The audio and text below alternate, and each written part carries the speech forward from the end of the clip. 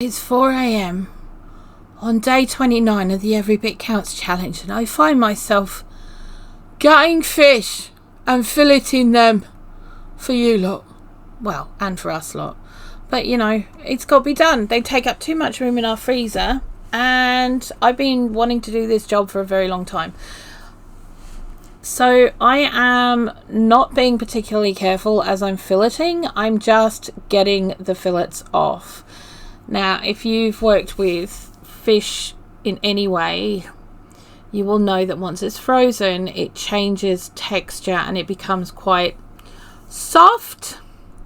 Not as meaty, it's still meaty, but it's not as meaty, and it can become very difficult to work with. Now, and if any of my bosses saw me doing that, they would have I would have got the sack on spot.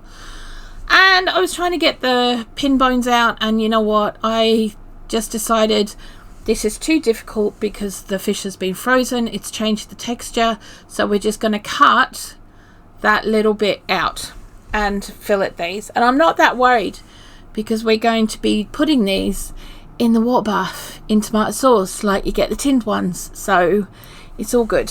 What are you going to do with all the waste fish? Well, actually it's going into my garden as a blood and bone feeder for my greenhouse, so no.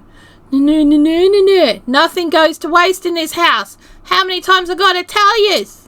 In fact, what'll probably happen is it'll end up going into one of the pots that has trees in that get repotted every year or need repotting this year as a slow release feed for that fruit tree. And trust me, they will love you for it. This next bit, yes, I'm using scissors. Why? Because the Koreans are smart. That's why.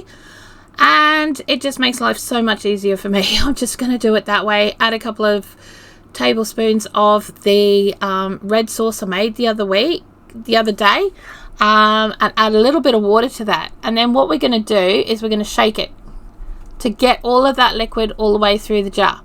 Yes, you have to clean the top of your jar, and I am going to use my apron because it's clean on the corner. I'm just doing that because that's all I got to do. But I did decide it'd probably be a better idea if I actually put some of the tomato sauce at the bottom and a little bit at the top. So then you got a little bit, one at the bottom, one at the top, and it worked out really, really well. And yes, a little bit of water just to loosen it off so that it all works perfectly. For this particular water bath, I bring all of the jars up to the boil and I turn it down so that it's on a rolling simmer or a low rolling boil for 4 hours.